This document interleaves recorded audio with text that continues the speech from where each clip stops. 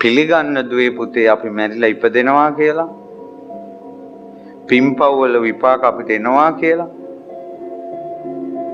බලන්න යසෝදරා දුප්පත් කුලයක ඉපදුනා.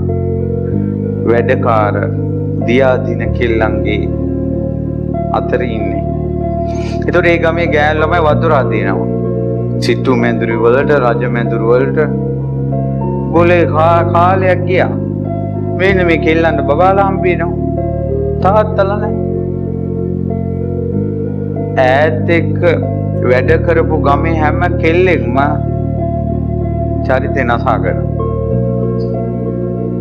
මෙයා තොන්නේ මැරෙනකල් නැත්නම් විවාහ වෙනකල් මෙයාගේ ජීවිතේ චරිතේ නසාගත්තේ නැහැ. මුළු ගමක්ම නොමග යද්දී තනියෙන් රැකිලා හිටියා. අන්න යසෝදරා.